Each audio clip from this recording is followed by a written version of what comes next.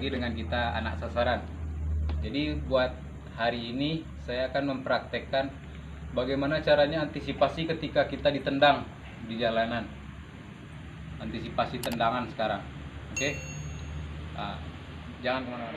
Ketika kita ditendang di arah rusuk sini, untuk tendangannya juga arah rusuk sini.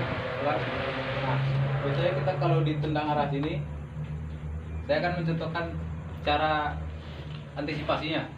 Dari sini, ya, tendang masuk, ini siklus, habis siklus kita pindah sini, putar, kita hajar.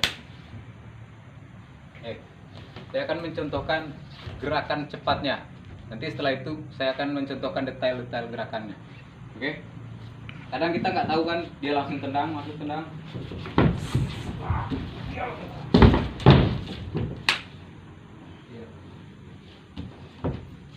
Ya, sekarang saya akan mencontohkan detailnya. Coba bisa kameramen dari sini, dari sebelah sini.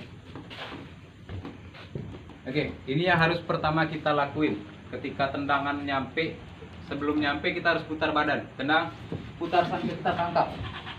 Tangkap, setelah itu kita sikut wajahnya. Bah, ke arah wajah.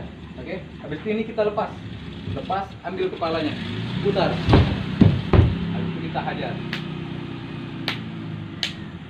Habis itu kita lari. Buat teknik kali ini, saya akan menambah wawasan ketika kita dicekek. Dalam keadaan dicekek itu biasanya begini. Ketika dicekek, kebanyakan dari kita ikutan nyekek. Ini nggak efektif. Nah, saya akan mencontohkan cara yang paling efektifnya ketika kita dicekek.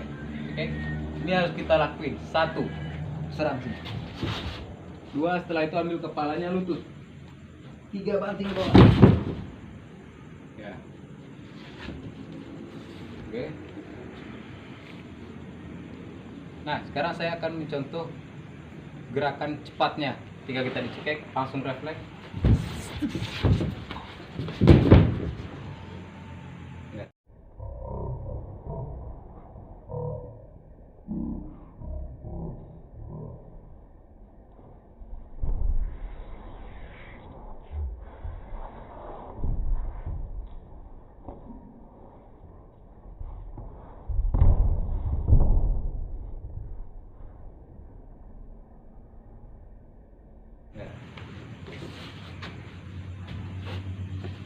Oke.